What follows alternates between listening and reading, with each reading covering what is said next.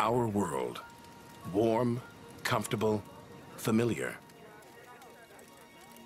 But when we look up, we wonder, do we occupy a special place in the cosmos? Or are we merely a celestial footnote? Is the universe welcoming or hostile?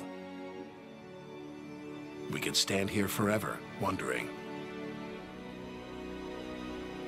Or we could leave home on the ultimate adventure.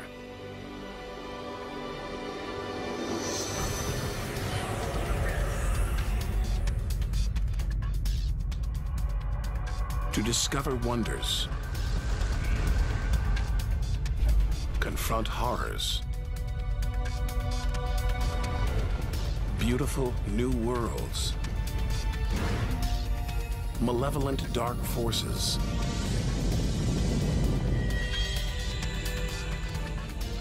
the beginning of time, the moment of creation. Would we have the courage to see it through? Or would we run for home? There's only one way to find out.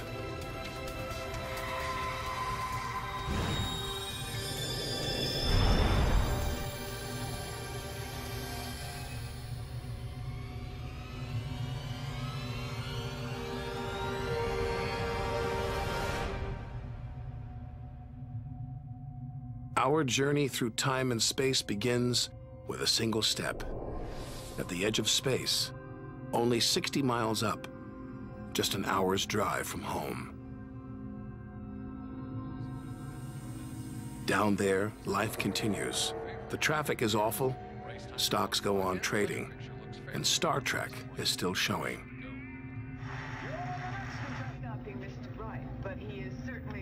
The Blue Jays will be without starter Jim Clancy for a couple of weeks. This morning. When we return home, if we return home, will it be the same? Will we be the same?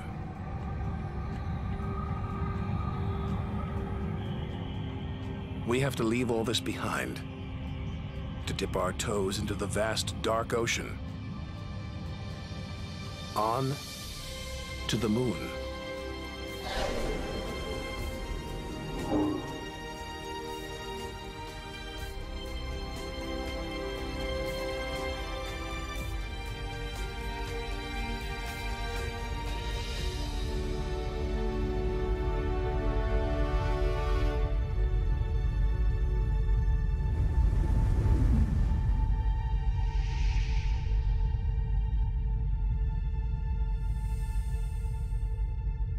Dozens of astronauts have come this way before us.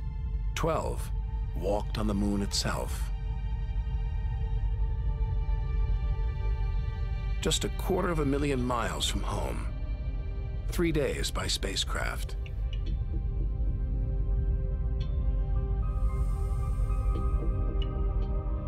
Barren. Desolate. It's like a deserted battlefield, but oddly familiar. So close, we've barely left home.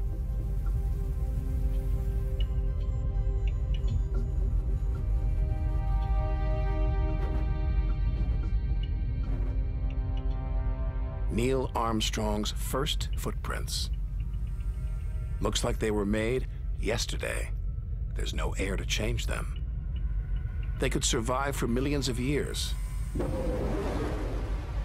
Maybe longer than us.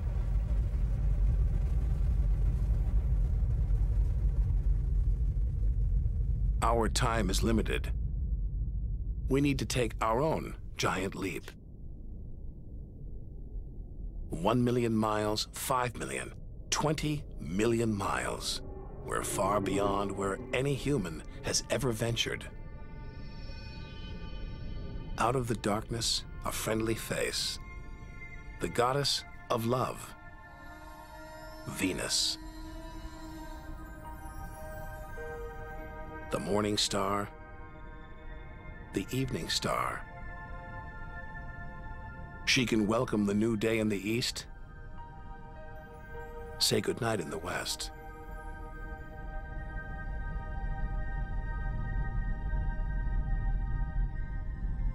A sister to our planet, she's about the same size and gravity as Earth. We should be safe here. But the Venus Express space probe is setting off alarms. It's telling us these dazzling clouds, they're made of deadly sulfuric acid. The atmosphere is choking with carbon dioxide.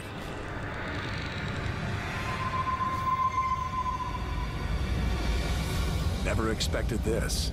Venus is one angry goddess.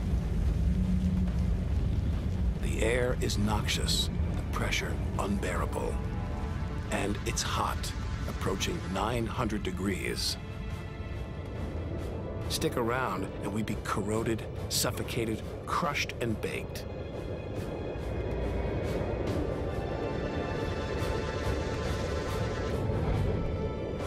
Nothing can survive here.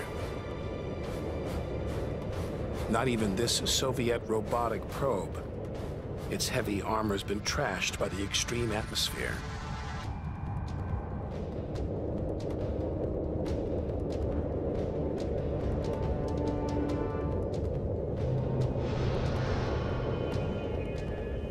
So lovely from Earth, up close, this goddess is hideous.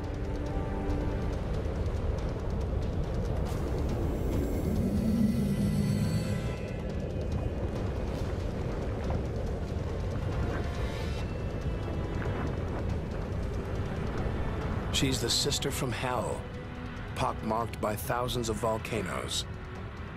All that carbon dioxide is trapping the sun's heat. Venus is burning up. It's global warming gone wild. Before it took hold, maybe Venus was beautiful, calm, more like her sister planet Earth. So this could be Earth's future. Where are the twinkling stars? The beautiful spheres gliding through space? Maybe we shouldn't be out here. Maybe we should turn back. But there's something about the sun, something hypnotic, like the Medusa, too terrible to look at, too powerful to resist. Luring us onwards, on, like a moth to a flame. Wait, there's something else, obscured by the sun. It must be Mercury. Get too close to the sun, this is what happens. Temperatures swing wildly here. At night, it's minus 275 degrees. Come midday, it's 800 plus. Burnt, then frozen.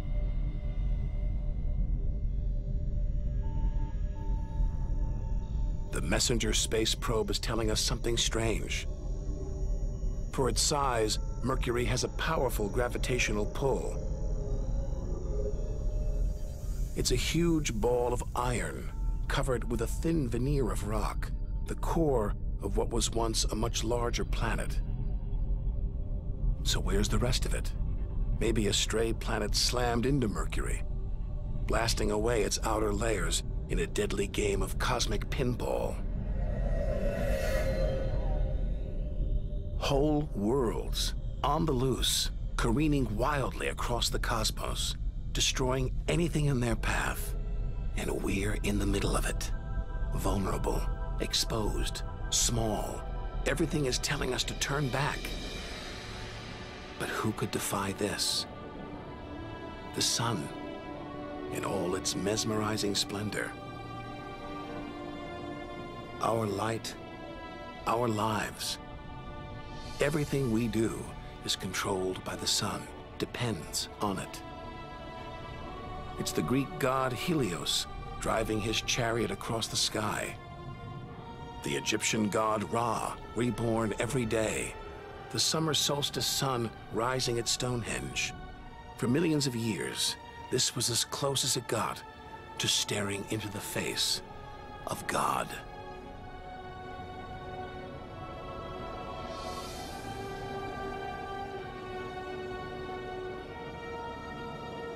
It's so far away. If it burned out, we wouldn't know about it for 8 minutes. It's so big, you could fit 1 million Earths inside it.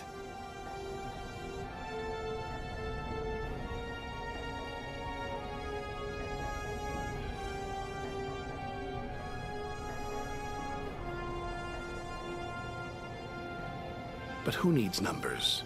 We've got the real thing. We see it every day, a familiar face in our sky. Now, up close, it's unrecognizable. A turbulent sea of incandescent gas. The thermometer pushes 10,000 degrees. Can't imagine how hot the core is. Could be tens of millions of degrees.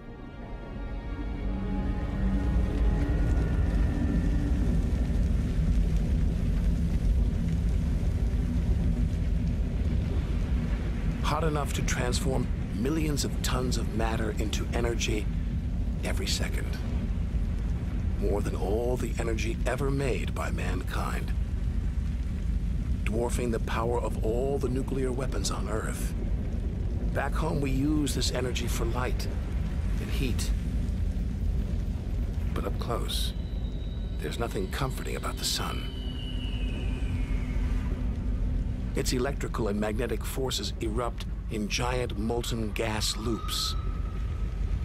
Some are larger than a dozen Earths, more powerful than 10 million volcanoes.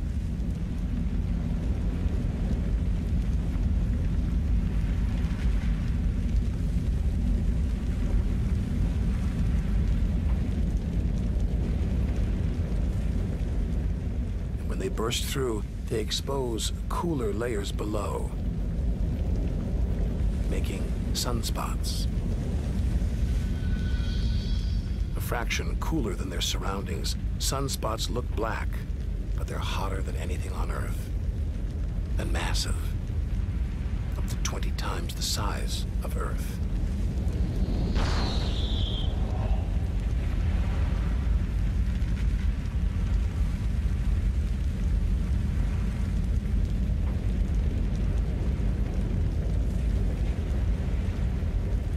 But one day, all this will stop. The sun's fuel will be spent.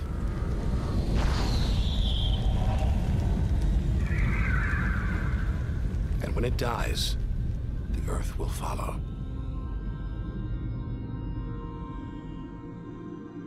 This God creates life, destroys it, and demands we keep our distance.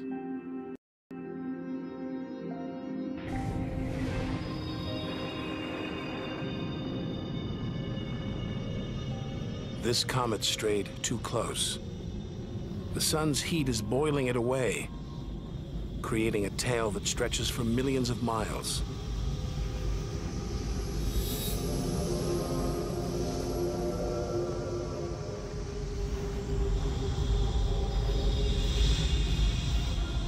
It's freezing in here. There's no doubt where this comet's from, the icy wastes of deep space. But all this steam, geysers and dust, it's the sun again, melting the comet's frozen heart. Strange, a kind of vast, dirty snowball covered in grimy tar. Tiny grains of what looks like organic material preserved on ice since who knows when. Maybe even the beginning of the solar system. Say a comet like this crashed into the young Earth billions of years ago. Maybe it delivered organic material and water, the raw ingredients of life. It may even have sown the seeds of life on Earth that evolved into you and me.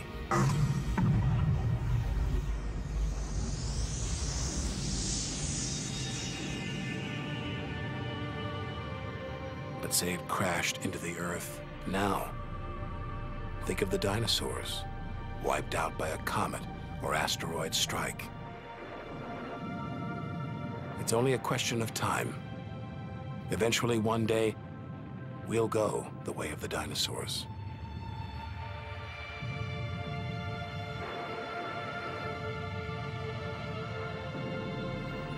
If life on Earth was wiped out, we'd be stuck out here, homeless, adrift in a hostile universe. We need to find another home. Among the millions, billions of planets, there must be one that's not too hot, not too cold, with air, sunlight, water, where, like Goldilocks, we could comfortably live.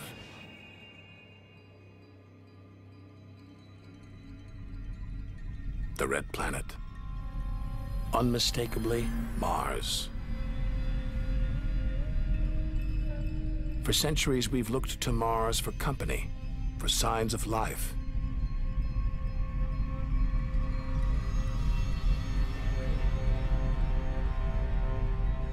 Could there be extraterrestrial life here? Are we ready to rewrite the history books, to tear up the science books, to turn our world upside down? What happens next could change everything.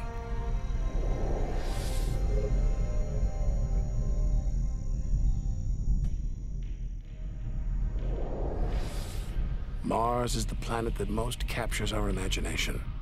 Think of B-movies, sci-fi comics. What follows? Martians.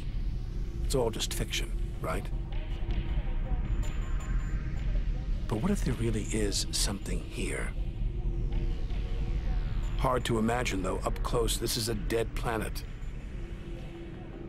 The activity that makes the Earth livable shut down millions of years ago here. Red and dead. Mars is a giant fossil.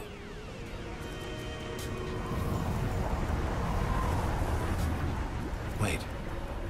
Something is alive. A dust devil. A big one. Bigger than the biggest twisters back home. There's wind here. And where there's wind, there's air. Could that air sustain extraterrestrial life?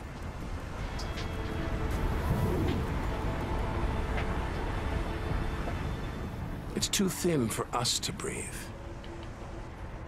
And there's no ozone layer. Nothing to protect us against the sun's ultraviolet rays. There is water, but frigid temperatures keep it in a constant deep freeze. It's hard to believe anything could live here. Back on Earth, there are creatures that survive in extreme cold, heat, even in the deepest ocean trenches. It's as though life is a virus. It adapts, spreads. Maybe that's what we're doing right now, carrying the virus of life across the universe. Even in the most extreme conditions, life usually finds a way. But on a dead planet, with no way to replenish its soil, no heat to melt its frozen water,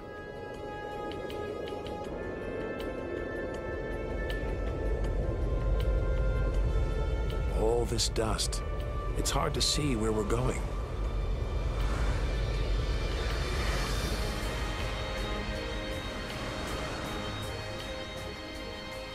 Olympus Mons, named after the home of the Greek gods, a vast ancient volcano, 3 times higher than Everest. There's no sign of activity. Since its discovery in the 1970s, it's been declared extinct. Hang on. These look like lava flows, but any sign of lava should be long gone, obliterated by meteorite craters. Unless this monster isn't dead, just sleeping. There could be magma flowing beneath the crust right now, building up, waiting to be unleashed. Volcanic activity could be melting frozen water in the soil, pumping gases into the atmosphere, recycling minerals and nutrients, creating all the conditions needed for life. This makes the Grand Canyon look like a crack in the sidewalk. Endless desolation, so vast it would stretch all the way across North America. But here, signs of activity, erosion, and what looks like dried up riverbeds. Maybe volcanic activity melted ice in the soil, sending water gushing through this canyon. Underground volcanoes could still be melting ice, creating water. And where there's water, there could be life.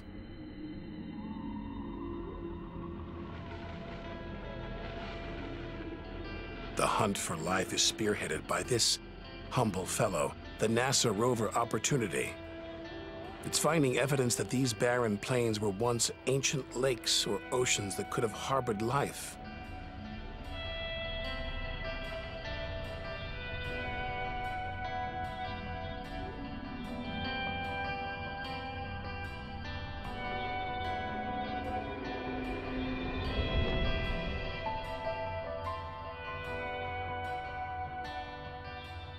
Look at those gullies. Probes orbiting Mars keep spotting new ones. More proof that Mars is alive and kicking. That water is flowing beneath its surface right now. Water that could be sustaining Martian life.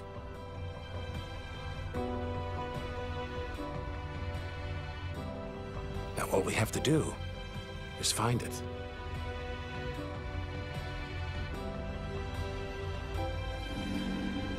Maybe we've already found what we're looking for on Earth. Some think that life started here and then migrated to Earth. An asteroid impact could have blasted fragments of Mars, complete with tiny microbes, out into space and on to the young Earth, where they sowed the seeds of life. No wonder we find Mars fascinating. This could be our ancestral home. It could be we are all Martians. The Mars we thought we knew is gone, replaced by this new active changing planet. And if we don't know Mars, our next door neighbor, how can we imagine what surprises lie ahead?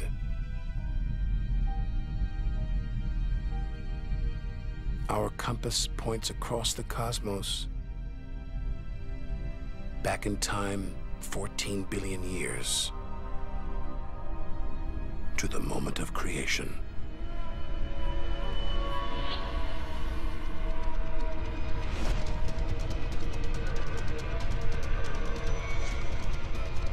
This is getting scary. It's like being inside a giant video game.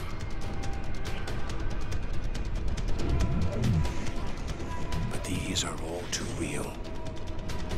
Asteroids, some of them hundreds of miles wide. This one must be about 20 miles long. And there, perched on it, a space probe. Can't have been easy parking on an asteroid traveling at 50,000 miles an hour.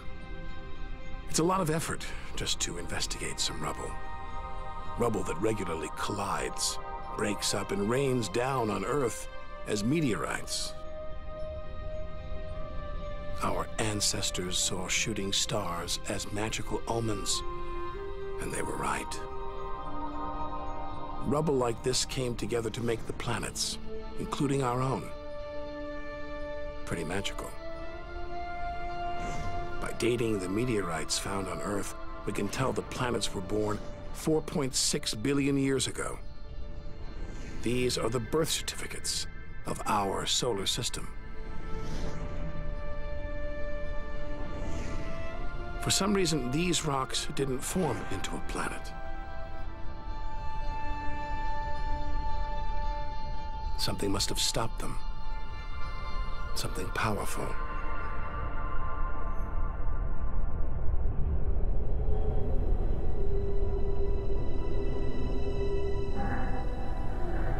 Jupiter. What a monster. At least 1,000 times bigger than Earth, so vast you could fit all the other planets inside it. Something this massive dominates its neighbors. Its gravity is pulling the asteroids apart.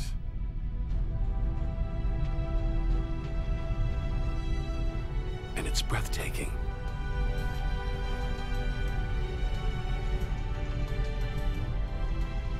But this beauty is a beast. It's almost all gas. Land here and we'd sink straight through its layers into oblivion.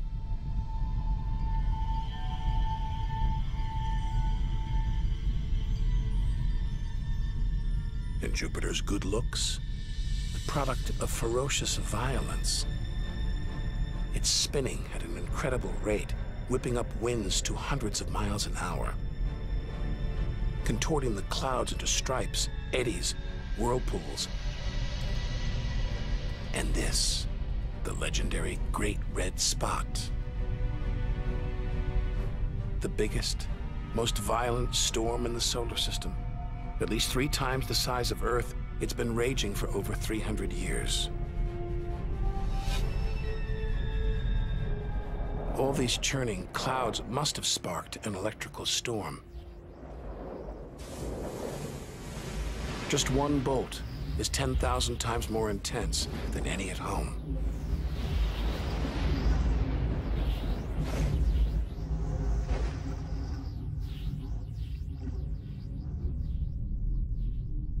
Looks like the safest place to see Jupiter is from a distance. Up there at the poles, those dancing lights, they're like the auroras back home. But the Geiger counter is going wild. Even these are deadly, generated by lethal radiation.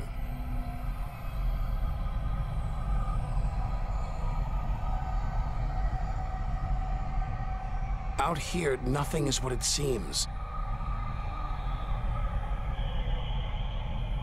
The universe is full of terrors, traps,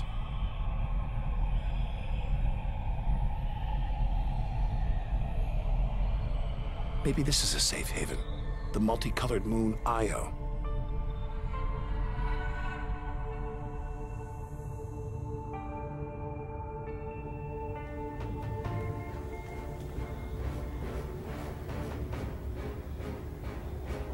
Wrong. Very wrong.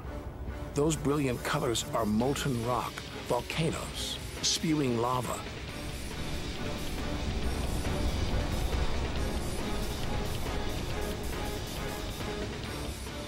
Our journey across the universe is turning into a struggle for survival. We've got to hope that if we outlast the dangers, we'll be rewarded by wonders beyond imagination.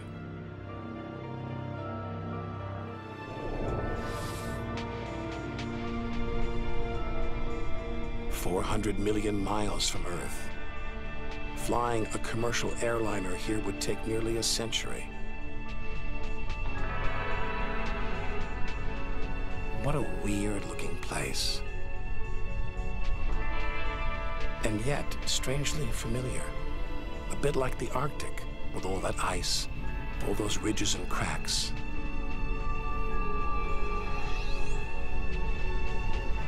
It's Jupiter's moon, Europa. And maybe like the Arctic, this ice is floating on water, liquid water. But we're 500 million miles from the sun. Surely Europa is frozen solid.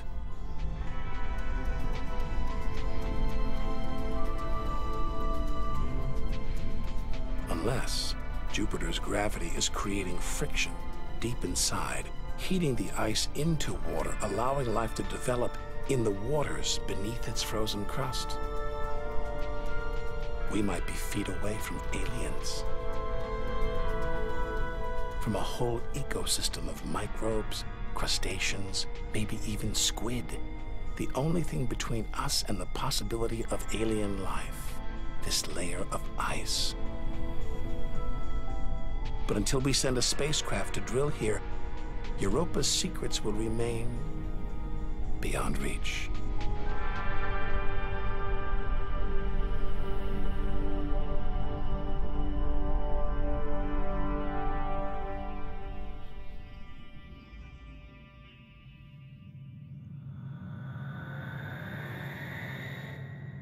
It's captivated our imaginations, haunted our dreams. And here it is, spinning before our eyes. Saturn, named for the Roman god who reigned over a golden age of peace and harmony.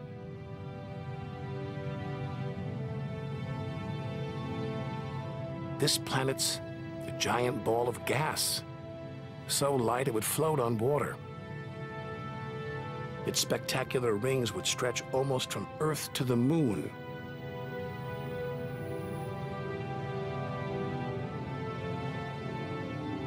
There's the Cassini orbiter. It's picking up ghostly radio emissions, probably generated by auroras around Saturn's poles. This is the real music of the spheres. Cassini's telling us where these rings came from. They're the remnants of a moon shattered by Saturn's gravitational pull. Incomparable beauty from total destruction.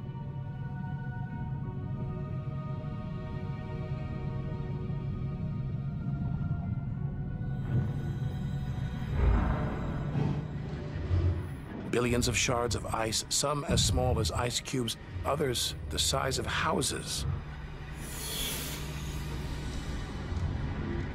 They collide, break apart, reassemble. It's like a snapshot of our early solar system. As dust and gas orbited the newly born sun, and gravity worked its magic, pulling the lumps together until from space trash like this, our home emerged.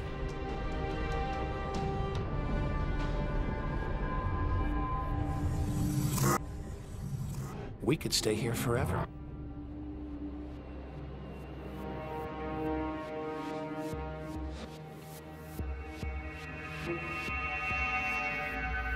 But there's so much further to go, so much more to see. Like this moon wrapped in thick clouds. Titan.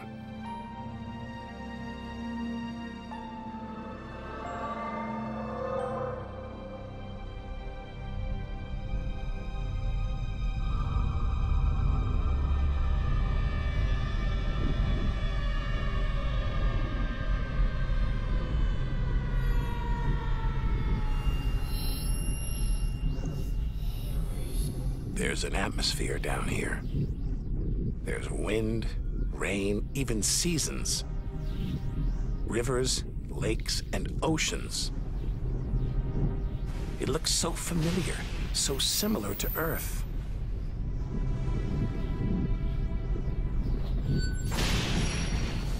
But that's not water. It's liquid natural gas. Hundreds of times more natural gas than all the Earth's oil and gas reserves. Maybe one day we'll use this energy to fuel a colony. Assuming there isn't life here already.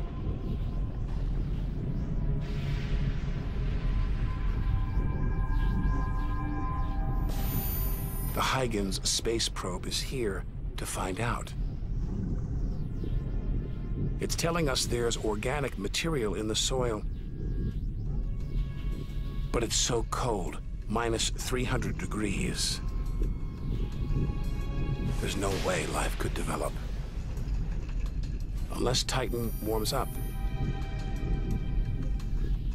The sun is supposed to get hotter. When it does, maybe life will spring up here, just like it did on Earth. And as the Earth gets too hot for us, maybe we'll move to Titan. One day we might call this distant land home.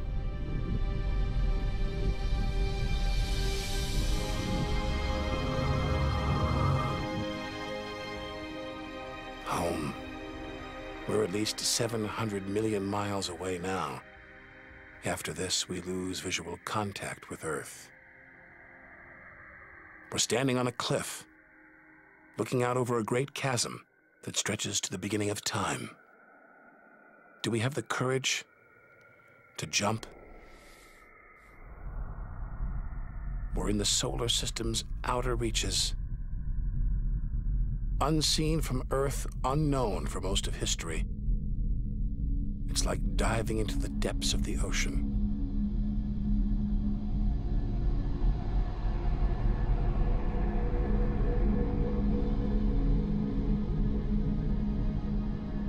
Those rings make it look like Uranus has been tilted off its axis, toppled over by a stray planet.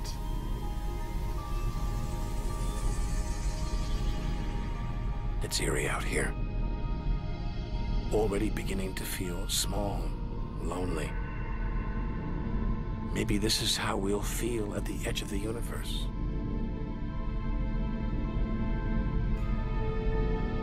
But we've barely left the shore. If the solar system was 1 mile wide, so far we've traveled about 3 inches.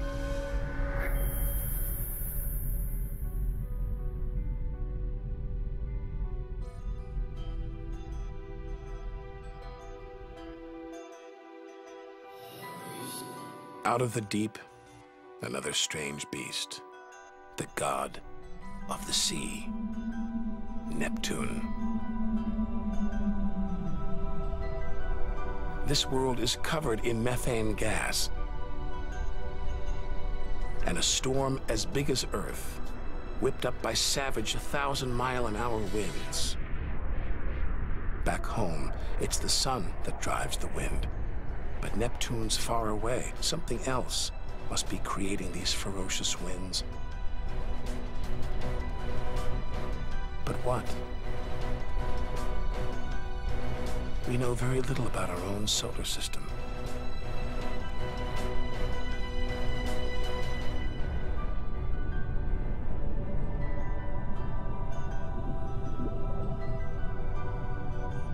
After all those balls of gas, a solid moon. Triton. Solid, but not stable. Just look at those geysers, cosmic smokestacks, pumping out strange soot. And this moon is revolving around Neptune in the opposite direction of the planet's spin. A cosmic battle of wills that this angry moon is destined to lose. Neptune's massive gravity is pulling on Triton, slowing it down, reeling it in. One day, it will be ripped apart by Neptune. And that's it. No more moons, no more planets in our solar system. It's getting colder. We're getting further from the sun, slipping from the grip of its gravitational tentacles. But this isn't a void. It's teeming with frozen rocks, like Pluto.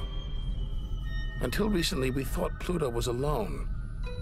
Beyond it, nothing. We were wrong. More frozen worlds. Discoveries so new nobody can agree what to call them. Plutinos, ice dwarfs, cubiwanos. Our solar system is far more chaotic and strange than we had imagined. Now we're 8 billion miles from home. The most distant thing ever seen that orbits the sun. Another small, icy world, Sedna, discovered in 2003. Its orbit takes 10,000 years to complete.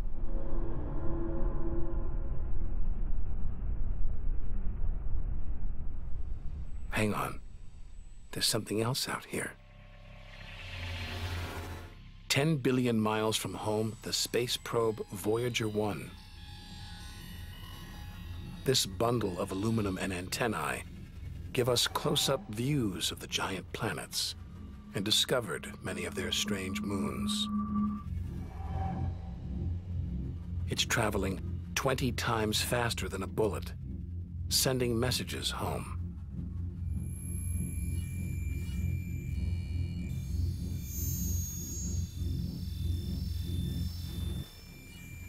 That gold plaque, it's a kind of intergalactic message in a bottle. A greeting recorded in different languages. Hello from the children of planet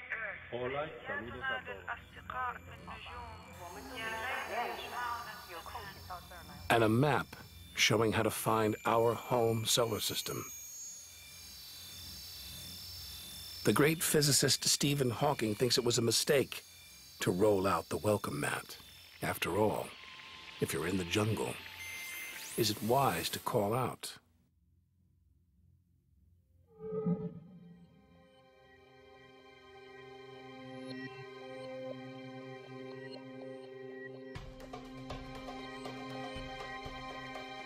These comets look like the ones we saw earlier. There's a theory that the raw materials for life began out here on a rock like this until something dislodged it, sending it hurtling towards the Earth. And seeing all this ice, maybe comets carried water to Earth too. The water in the oceans, in your body. All from this distant celestial ice machine.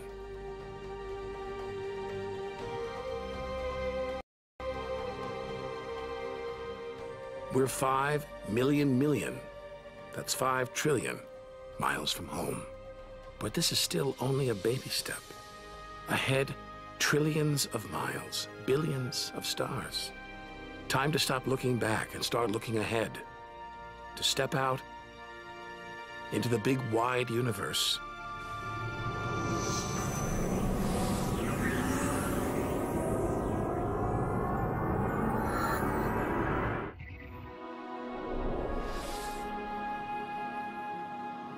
Interstellar space.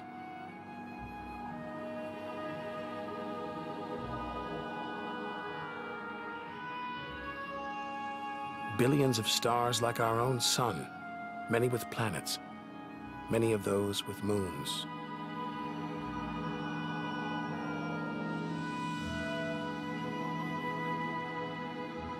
It's hard to know which way to go. There are infinite possibilities. We're going to need a serious burst of acceleration.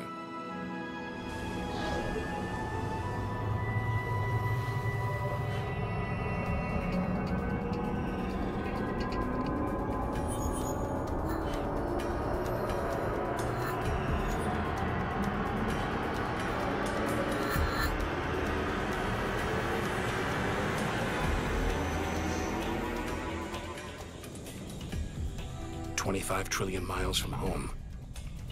A 150,000-year ride in the space shuttle. And we've only just reached the first solar system beyond our own. Alpha Centauri. Not one, but 3 stars. Spinning around each other, locked in a celestial standoff. Each star's gravity attracting the other, their blazing orbital speed keeping them apart.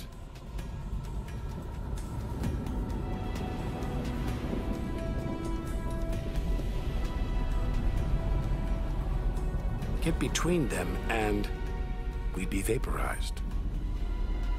Trillions of miles from home. So far that miles are becoming meaningless. Out here we measure in light years. Light travels 6 trillion miles a year, so we are over 4 light years from home. Distances so vast, they're mind-boggling.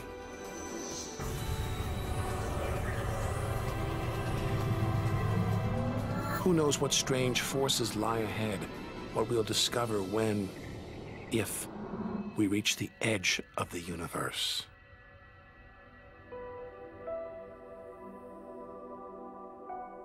"10 light years from Earth, the star Epsilon Eridani. Spectacular rings of dust and ice, and somewhere in there planets forming out of the debris, being born before our eyes.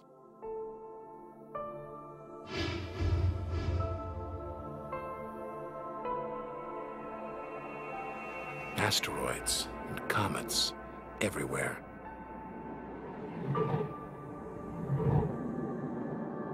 We could almost be looking at our own solar system billions of years ago, with comets delivering the building blocks of life to these young planets.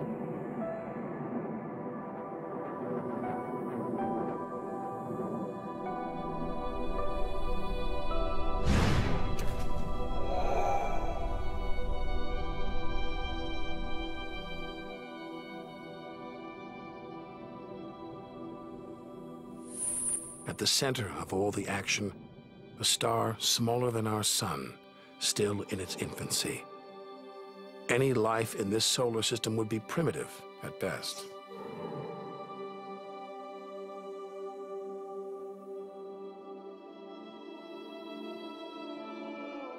There must be more mature solar systems out here, but finding them is like looking for a needle in a cosmic haystack.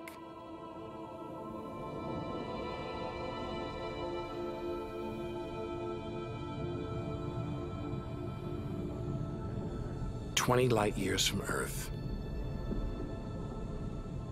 Star Gliese 581.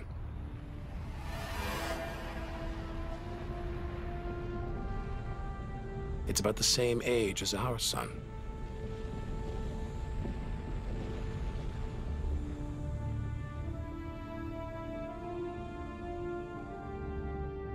This planet is just the right distance from its sun. Any closer and water would boil away, any further, and it would freeze. Ideal conditions for life to emerge.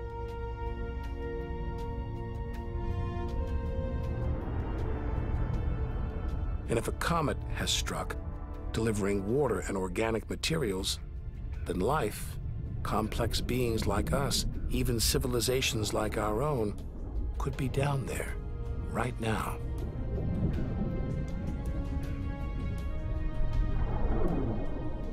They could be tuning into our TV signals, watching shows from 20 years ago. And here's your host, Joe Dublin. But until we devise a way of communicating over these vast distances, all we can do is speculate. Us and them, living parallel lives, unaware of each other's existence.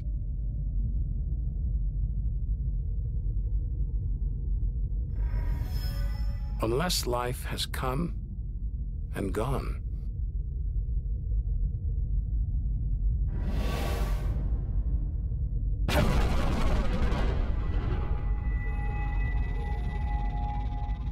That's the problem with comets. They're creators and destroyers, as the dinosaurs found out the hard way. This is the needle in the cosmic haystack, the closest we've come to a habitable solar system like our own, but it's a chance encounter. There could be hundreds, millions more solar systems like this out there, or none at all.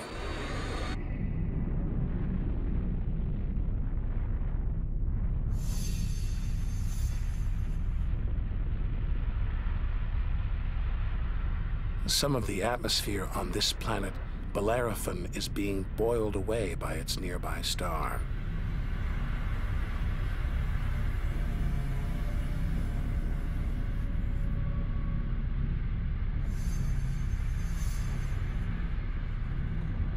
From Earth, we can't see planets this far out.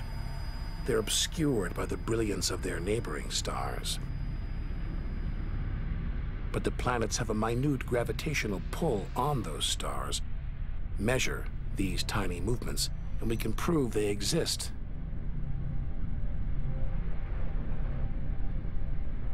That's how we tracked down Bellerophon in the 1990s, and hundreds of other distant planets.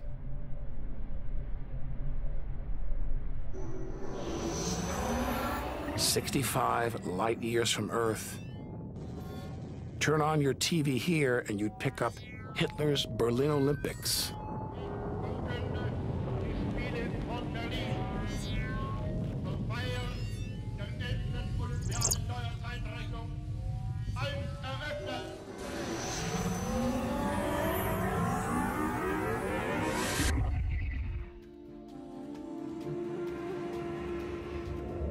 The twin stars of Algol, known to the ancients as the Demon Star.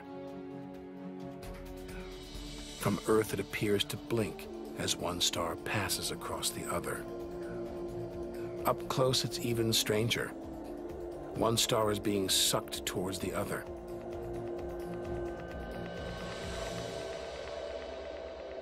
Almost 100 light years from home, faint whispers from one of the first ever radio broadcasts.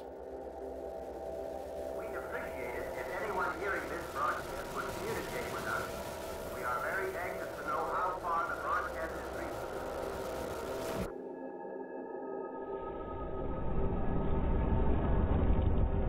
reaching. From here on out, it's as if the Earth never existed.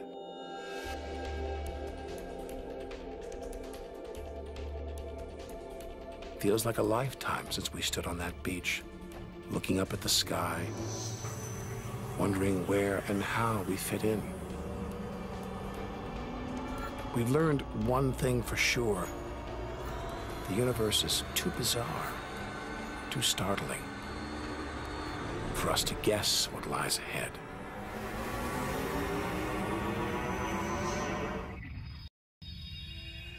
Deep inside our galaxy, the Milky Way, pinpricks of light that have inspired 1,001 tales. The Seven Sisters, the daughters of the ancient Greek god Atlas, transformed into stars to comfort their father as he held the heavens on his shoulders.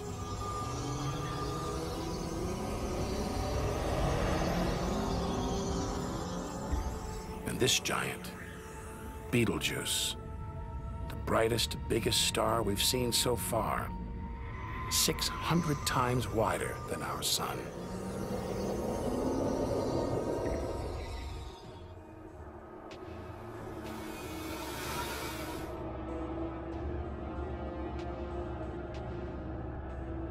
But this, it's not a star, not a planet. Not like anything we've seen.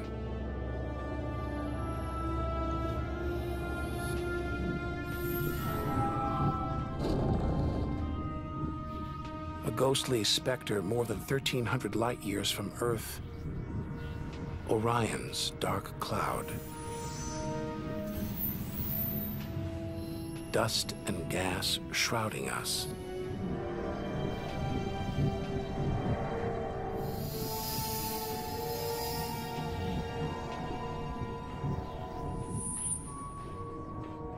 There, deep inside, a light, pulling the dust and gas towards it, heating up, merging into a ball of burning hot gas.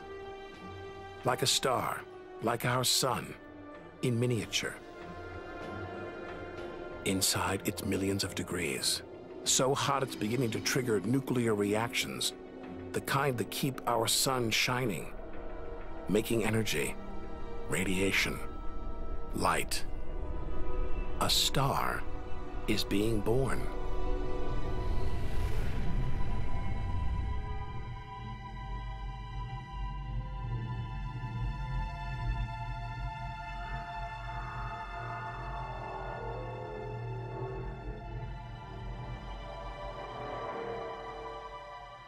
Orion's dark cloud is a vast star factory.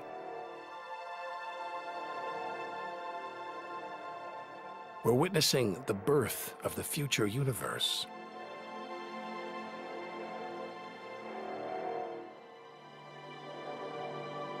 We've come to expect destruction, but this is one of the universe's greatest acts of creation: star birth.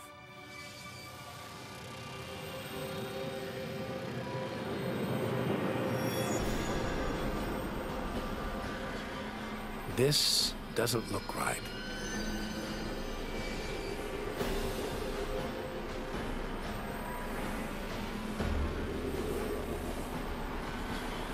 Jets of gas exploding out with tremendous force, blasting dust and gas out for millions of miles.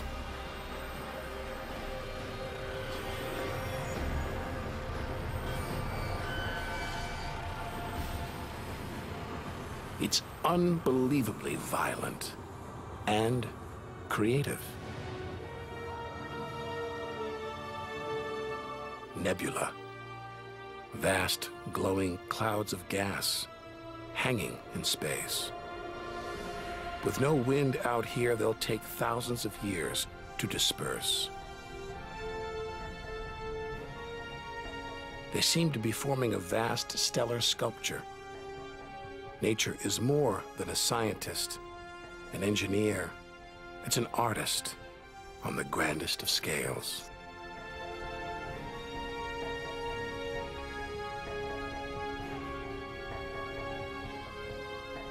And this is a masterpiece.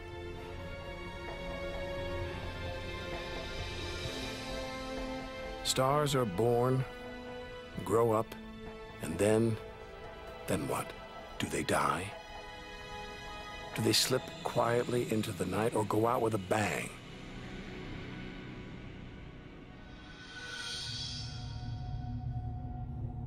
Somewhere between here and the edge of the universe lies the answer.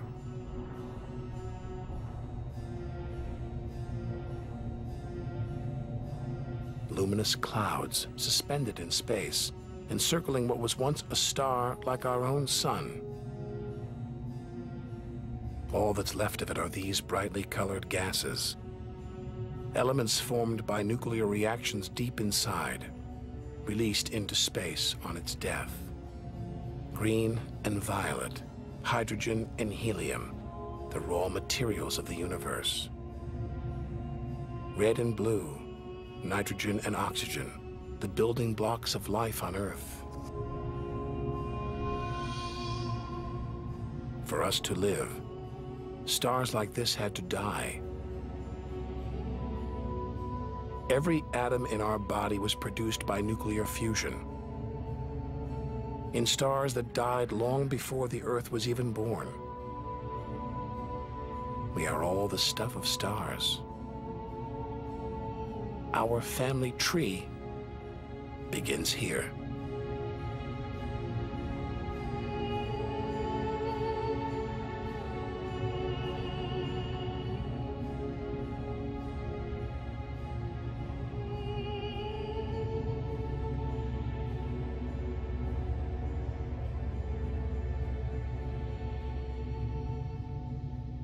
At its heart, the ghost of a star. A white dwarf. White, hot, small, but unbelievably dense. In the star's dying moments, its atoms fused and squeezed together, making it so dense that just a teaspoon of this white dwarf would weigh 1 ton.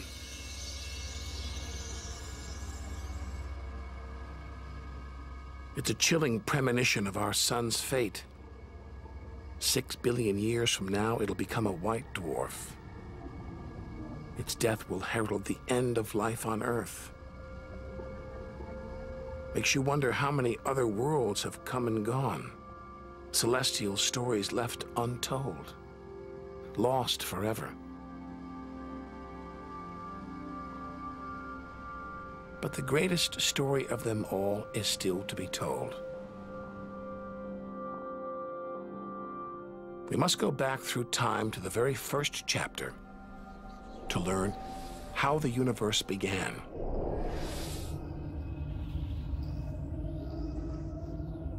scattered remains of a dead star, the Crab Nebula.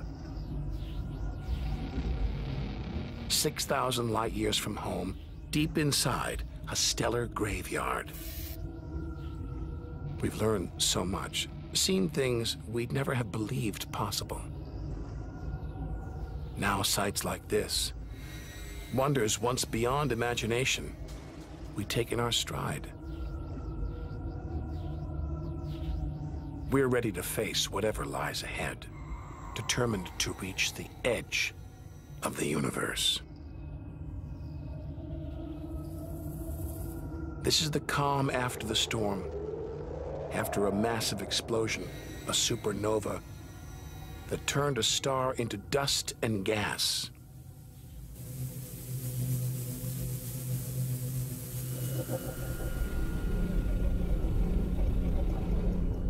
The eye of the storm, a spinning, pulsating star, a pulsar.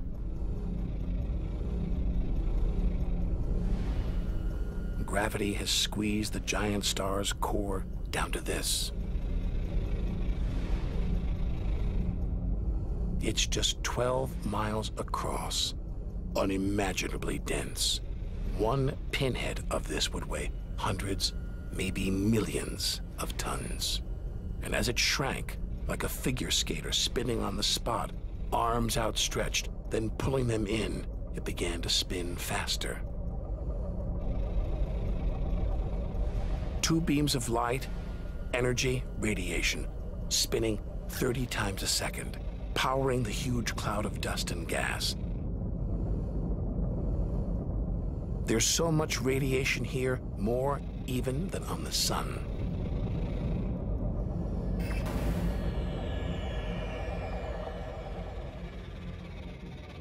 That was easily the deadliest thing we've encountered so far.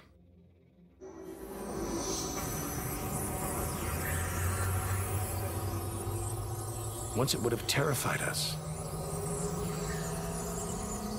But now we realize that without the dangers, there'd be no wonders.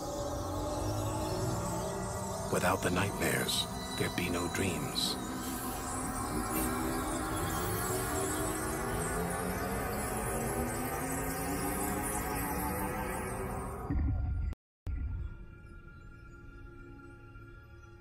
Getting a strange sensation. A feeling as though there's something bad out here. A malevolent presence. The one thing we didn't want to encounter. Impossibly black, blotting out the stars behind it. We're staring into the face of extinction. The remains of a giant star. A black hole.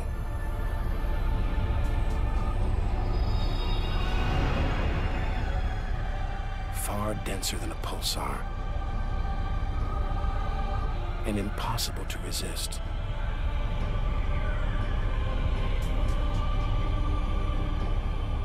Its gravity is so intense, not even light can escape.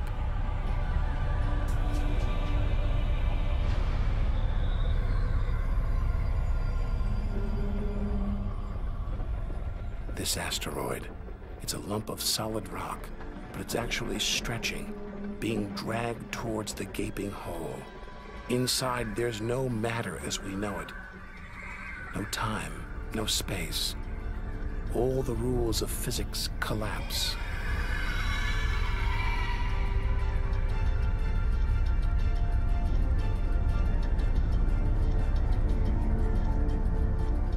The asteroid is gone.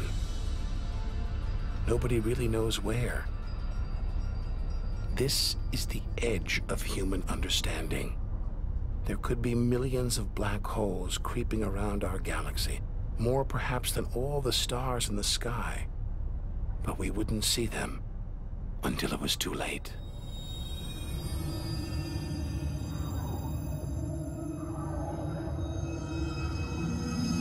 Like this star, spiraling, disappearing down an invisible sinkhole. Who's to say we don't live inside a vast black hole? That the whole universe isn't inside one right now, inside another universe. Think about it for too long and your mind reels. Sometimes it feels like the more we see, the less we know.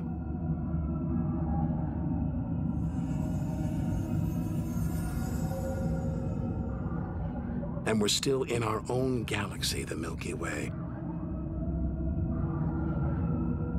The vastness of the universe beyond still lies ahead. The wonders, the dangers, the secrets, they're out there, waiting to be discovered.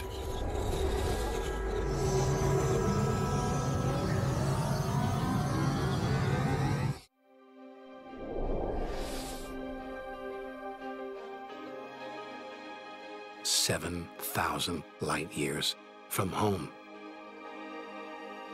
It's as though we're in a forest thick with trees, each so beautiful, so fascinating, it's impossible to look beyond, to see the bigger picture. We have to find a way through, to reach the clearing at the galaxy's edge.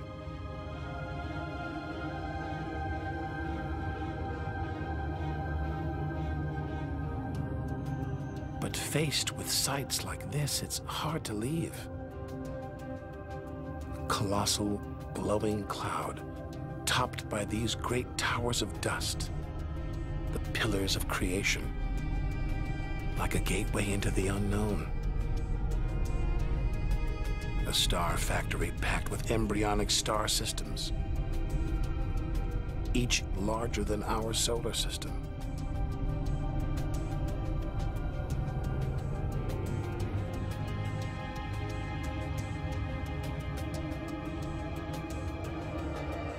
We have to resist its siren song, tear ourselves away, to carry on towards the edge of the galaxy.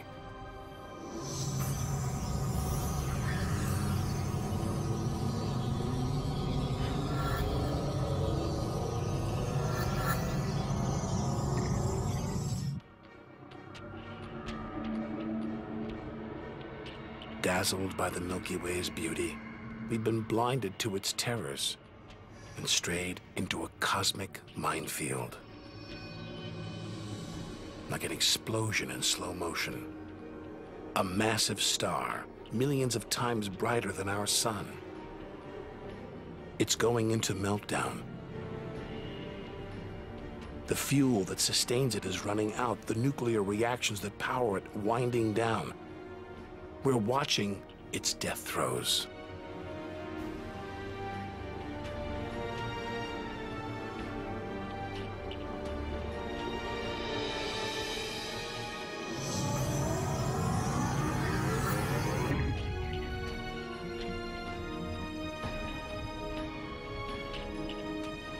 An even bigger, dangerously unstable star.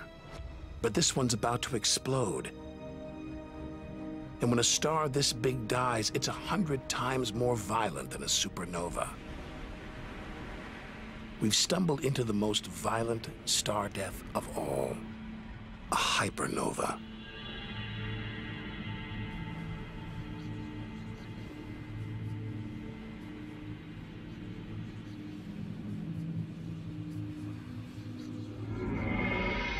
The core's collapsed. It's becoming a black hole.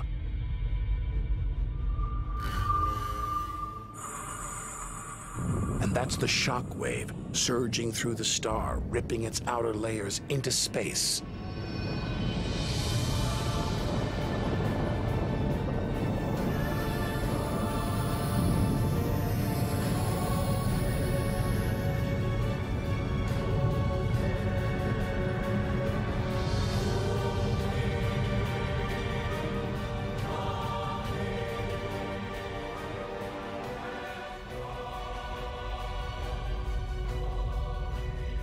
Deadly hypernovas, frozen comets, scorched planets, white dwarfs, red giants. Tiny drops in a vast pool of white light. Our home galaxy the Milky Way. We wanted to know where we fit in.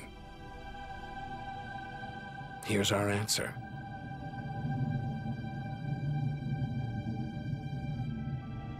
Civilizations past and present, everyone that's ever lived.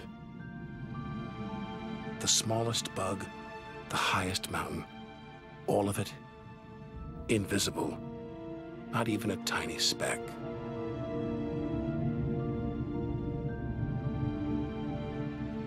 Our home is a minor planet orbiting an insignificant star.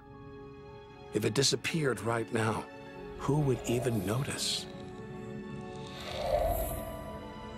And yet, so far we've found nowhere else we would rather live, nowhere we could live. It's only now, far from home, that we're beginning to truly appreciate it.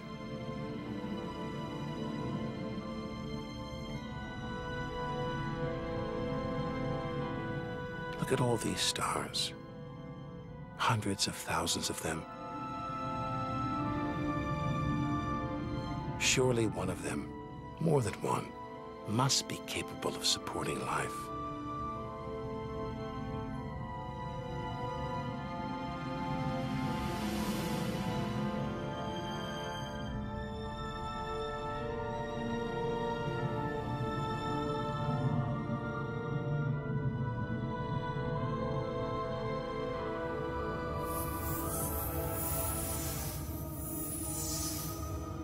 Maybe here in this swarm of stars, the Great Cluster. Back in the 1970s, astronomers sent a message in this direction, detailing the structure of our DNA and our solar system's location. But the message won't arrive here for another 25,000 years.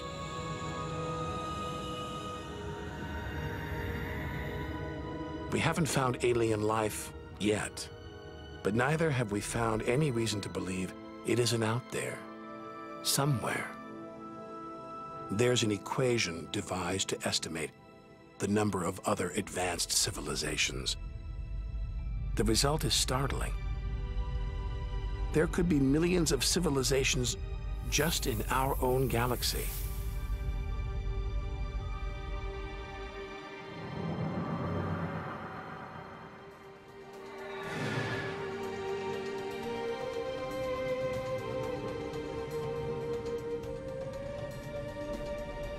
Everything we've seen so far is inside the Milky Way. Now we're ready to leave our home galaxy, to enter intergalactic space. Here's our chance to solve the ultimate mystery and experience the moment of creation.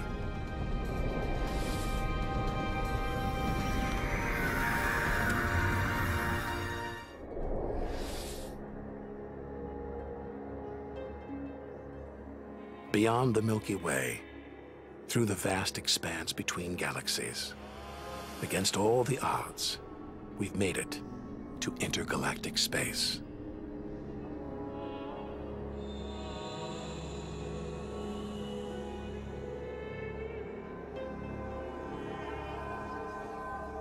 Out here, there's no horizon in sight. Even the closest galaxies are hundreds of thousands of light years away. The remains of galaxies ripped apart by the Milky Way's huge gravitational pull, scattered among nothing.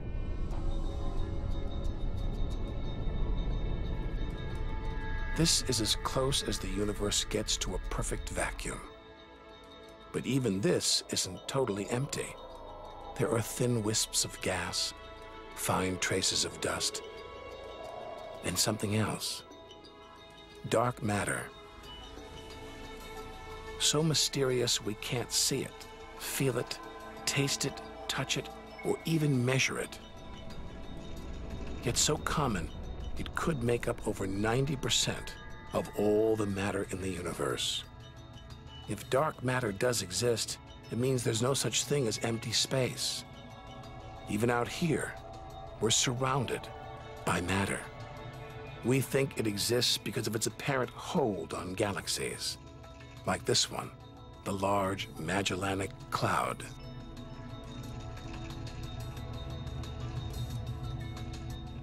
A 6 billion year journey in today's fastest spacecraft, 160,000 light years from the Milky Way at the edge of its gravitational reach. This galaxy should spin off into space, but something is holding it here, something invisible, powerful, dark matter. Stars, clusters of stars, nebulae. It's a vast astronomical treasure trove.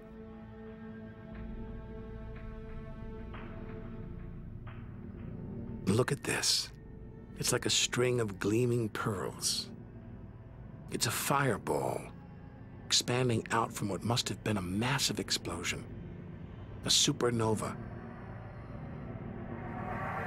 So bright that when light from the explosion reached Earth 20 years ago, it was visible to the naked eye. And so violent, it triggered a string of nuclear reactions, forcing atoms together, creating new elements: gold, silver, platinum, blasting them out into space.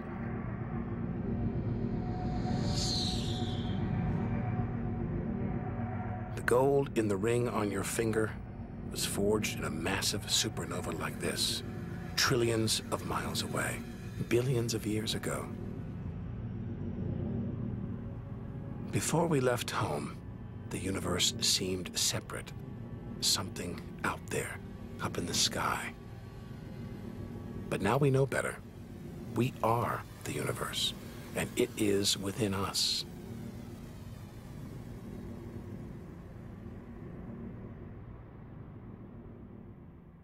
It's comforting to remember as we venture through this abyss. Further and further. Faster and faster.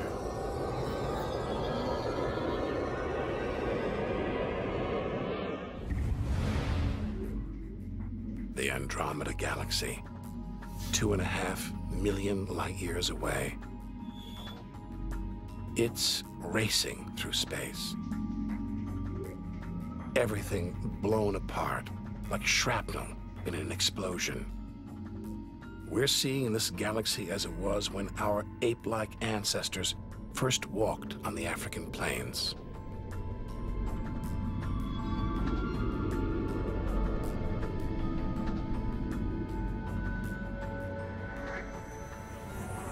Further through space and further back in time. Hold on. This doesn't look right. A whole galaxy exploding? The only thing large enough to cause an explosion on this scale is another galaxy. It looks like the end of the world. But this galaxy won't die. It'll be reborn. A new shape, perhaps even new stars, as dust and gas collide, creating friction, shock waves, triggering the birth of stars.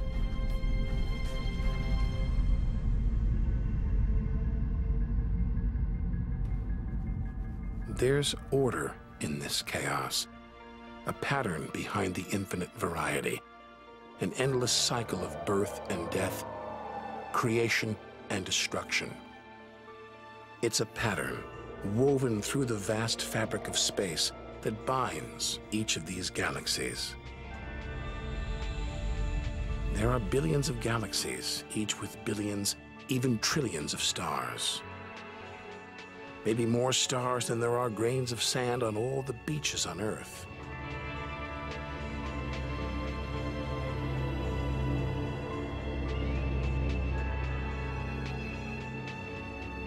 We're finally beginning to see the big picture.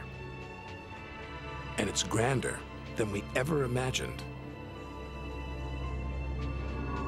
This galaxy, the huge Pinwheel Galaxy, is so far from Earth that if we send a message home now, It will take 27 million years to get there. Who knows whether our species, our planet, will still be around to receive it.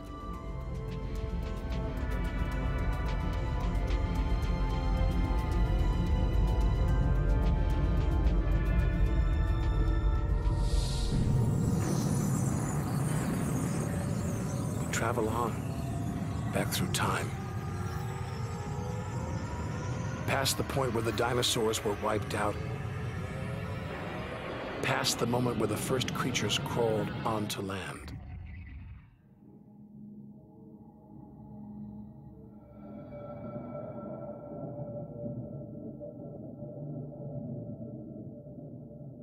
Two billion light years from home, closing in on the edge of the universe, going back to the beginning of time. This isn't a galaxy. It's brighter than 100 galaxies. A blinding beam of energy surging for trillions of miles.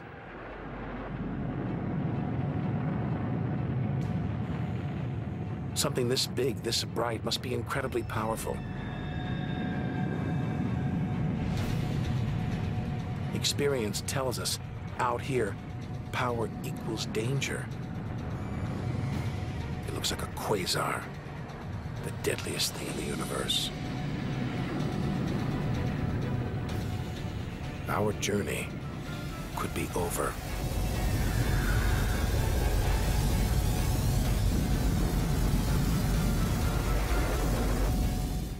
The deadliest, most powerful thing in the universe. A quasar. A swirling cauldron of superheated gas.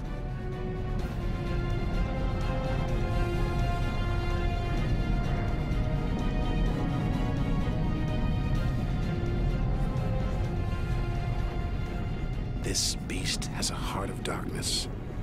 A supermassive black hole, as heavy as 1 billion suns.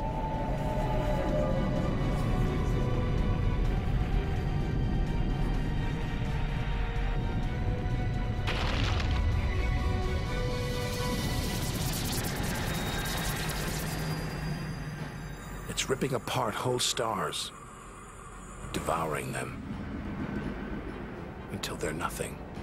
Lost forever from the visible universe.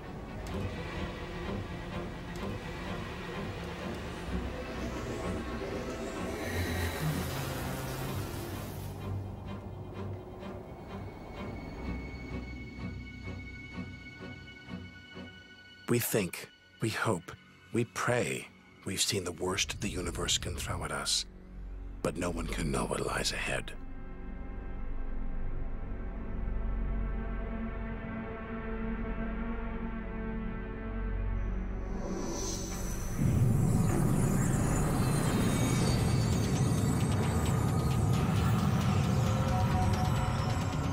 We'll need to go further, go faster.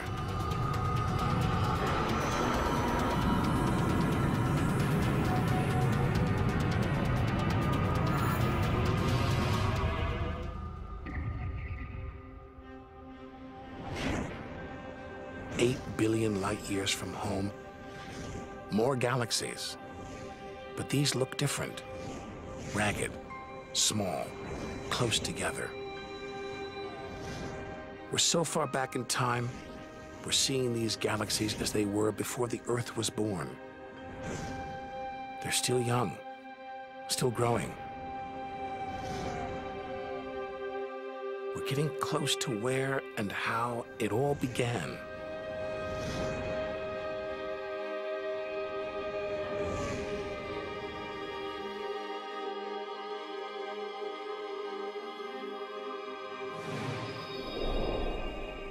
Look at the galaxies now.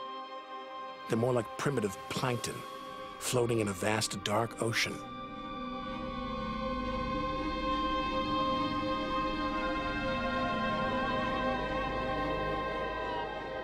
Clouds of dust and gas, dancing, twirling, merging to make embryonic galaxies.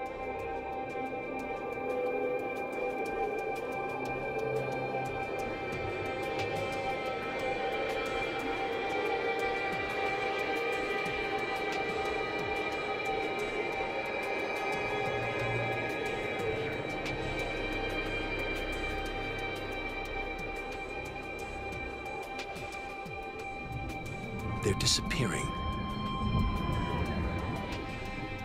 We've gone back before the stars were born, into a cosmic dark age. And before that, light, the afterglow from the massive explosion that created the known universe.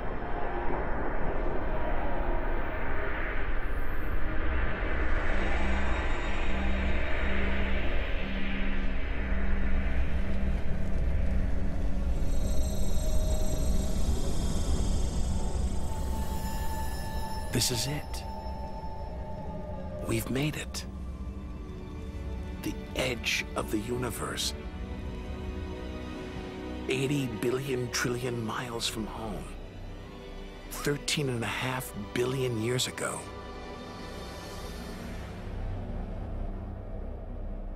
The very instant of the Big Bang, the most violent, most creative moment in history. Everything that's ever happened follows from this moment.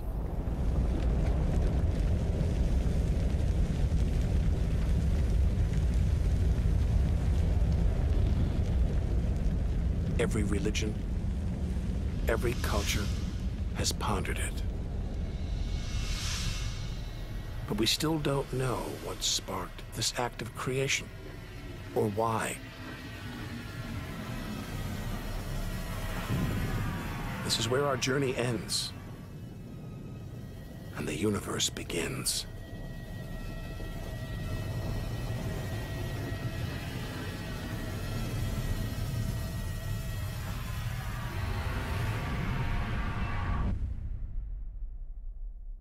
An infinitely hot, small, dense point erupts.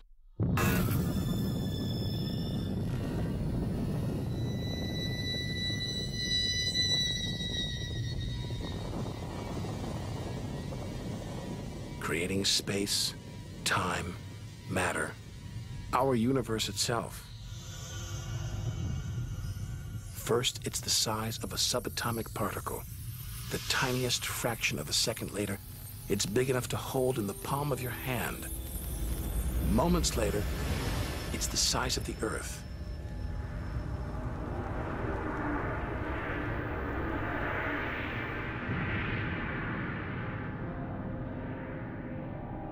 Today, the light from the Big Bang is still spreading out. You can hear it as a radio hiss. See it as television static.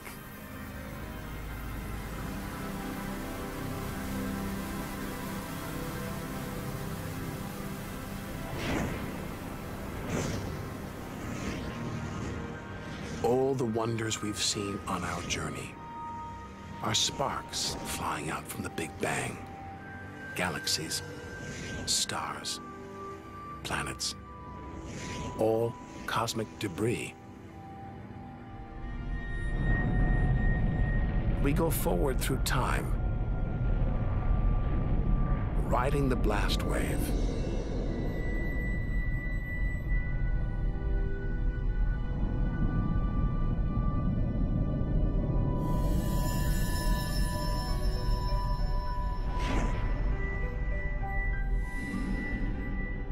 Until we reach another cooling cinder swirling in the afterglow of the Big Bang.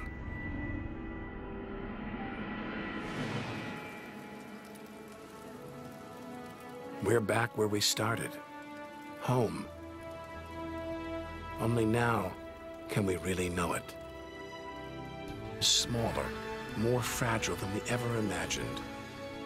Destined to die, swallowed by a dying sun. But we shouldn't despair. We should rejoice. We've managed to experience the wonders of the universe. We should celebrate our achievements and enjoy our moment in the sun.